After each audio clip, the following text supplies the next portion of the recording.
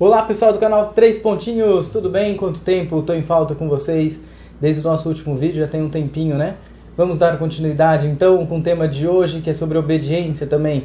A gente falou no nosso último vídeo sobre os cinco maiores erros que os pais podem cometer no processo de obediência.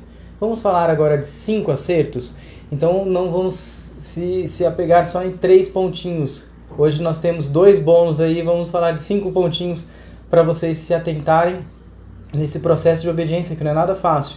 Então não adianta só falar do não comportamento, vamos falar do comportamento a ser aplicado, que é nesses 5 passos que eu vou estar tentando passar para vocês hoje, aí 5 passos preciosos que vão ajudar no seu processo de educação com o seu filho, principalmente esse comportamento mais difícil de ser lapidado, que é a obediência, tal obediência. Então 5 processos que eu já dou uma dica para vocês. É muito difícil o processo de obediência e é difícil talvez a gente aplicar os 5 de uma vez só. Então fazer um mix desses 5 e aplicar pode ser que fuja da sua ossada. A minha dica é focar em 2 ou 3 no máximo para a gente começar e ver qual é a realidade ou o que está mais defasado na sua vida hoje, na sua relação com o seu filho. Então vamos lá começar? O nosso primeiro pontinho é interessante ser programado, estar preparando o seu filho para os comandos e atividades a serem seguidos. De preferência as seguintes atividades, as atividades que vêm depois que eu estou fazendo agora. Então nenhum ser humano, não só criança, gosta de ser interrompido na sua atividade ali presente. Então vamos desligar o videogame, já interromper. Obediência não é esse processo radical.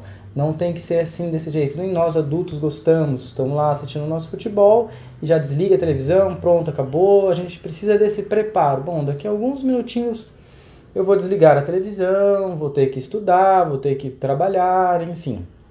A gente precisa desse preparo gradativo.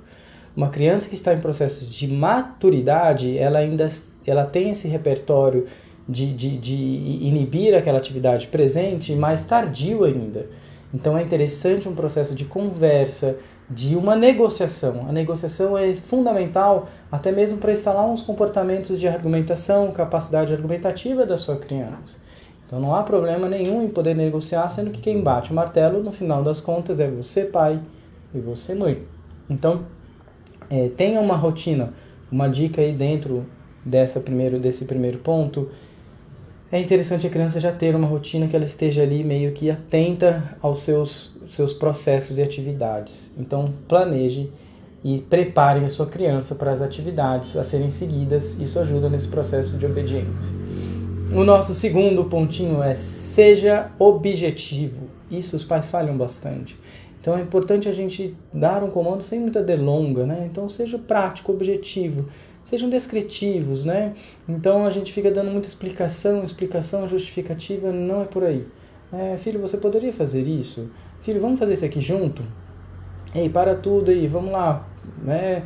Vamos fazer essa atividade. Então a gente fica dando muita justificativa, a criança perde na justificativa, né? Tudo bem a gente dar um motivo ou 2 no máximo, mas é importante a gente ser objetivo. Às vezes a gente fica dando muita delonga, prolongando muito, a criança já voou, já se perdeu.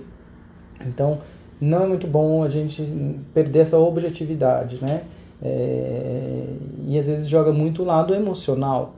Então, os pais depositam uma carga emocional. Então, enquanto você vê que o seu filho ali não está atendendo o seu comando, entre um tempo de deslocamento ou mesmo o tempo importante necessário para você ter uma paciência e emitir um comando sem uma carga emocional. As crianças vão se atentar muito mais ao aspecto descritivo do seu comando. Terceiro ponto de hoje é evitar arborizações. Tem muito a ver com esse segundo ponto, que é dar muitas amplitudes de justificativa. O que é arborização?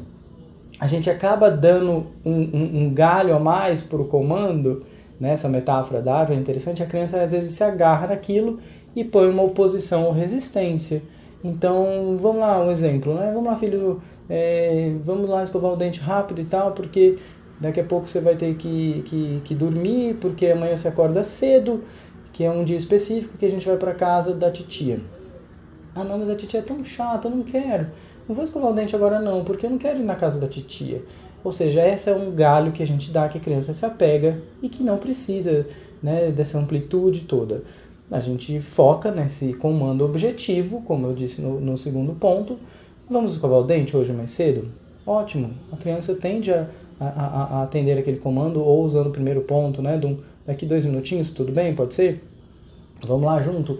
Ok. Depois você pode dar a explicação. Que bom, vamos dormir mais cedo hoje, a gente escovou o dente, né? Amanhã a gente tem um compromisso, enfim. Mas depois que ela atendeu esse seu comando, essa obediência. Muito bem, o quarto ponto é importantíssimo.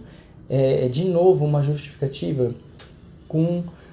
É importante evitar cargas emocionais de nós adultos. Então, a gente acaba indo por uma função apelativa com a criança. Exemplo, eu não aguento mais você resistir sempre para obedecer a sua mãe, por isso que a gente briga tanto, eu e sua mãe, porque você nunca obedece ela. Ou seja, a briga sua e da sua esposa, ou sua e do seu marido, não tem nada a ver com a responsabilidade do seu filho. Então isso é uma carga emocional que a criança não tem estrutura para estar sustentando. Então a gente deposita às vezes algumas cargas que são desnecessárias. Uma coisa é a sua responsabilidade, outra coisa é a responsabilidade da criança. Olha, tá vendo? Você me atrasa de novo, né? Você demorou aí para se arrumar, se trocar, eu vou chegar atrasado no meu trabalho.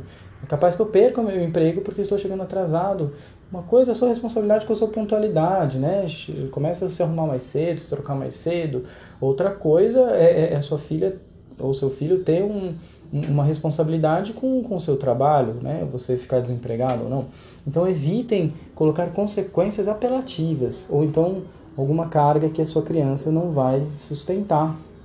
E ela acaba tendo uma separação do comando e se apegando na sua emoção, né? Então, tudo bem a gente às vezes falar, o papai fica triste, a mamãe não gosta, a gente fica triste com isso. Ponto final. Para por aí, né? Sem mais delongas, sem mais funções apelativas para essa criança. Tudo bem a criança se sensibilizar um pouco, o que é notório, a gente fica decepcionado com o comportamento de desobediência, mas sem dar mais cargas de responsabilidade para ela. Pois bem, o quinto e último ponto é extremamente importante, eu diria que é um dos mais legais. É a gente fazer com a criança, é a gente fracionar as atividades e fazer com elas. Então, estar juntos e fracionar a atividade é muito bacana. Exemplo, vamos arrumar o quarto juntos, vamos com o papai, vamos com a mamãe? Que tal a gente começar pela caixa de Legos? Então vamos juntar os Legos, fracione, aquele quarto zoneado, é Lego, é ursinho de pelúcia, é a massinha no chão. Vamos, filho, arruma o quarto aí. É um terror e pânico, né? Ele não vai ter essa visão dividida. Então esse é um comando muito legal. A gente pode emitir esse mando fracionado. Que tal você começar pelas caixas de Lego? Ou se ele tiver uma resistência, faça junto. Não há problema algum. Os pais tendem a achar que os nossos filhos têm que ser bonitinhos, o melhor filho do mundo, o robozinho, ele tem que fazer sozinho. Se seu filho tem resistência inicial, faça com ele. E vai fazendo um desmame depois disso, certo? Faça com seu filho, esteja próximo, é um momento de talvez vocês trocarem uma ideia junto.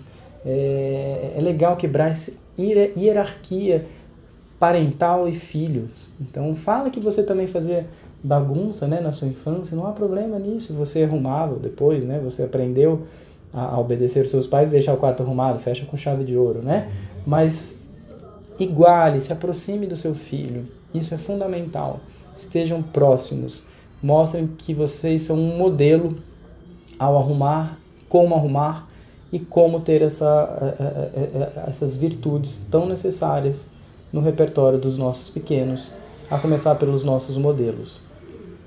Esse foi o nosso vídeo de hoje. Se você gostou, curta, deixe seu comentário, sugestão para o próximo vídeo.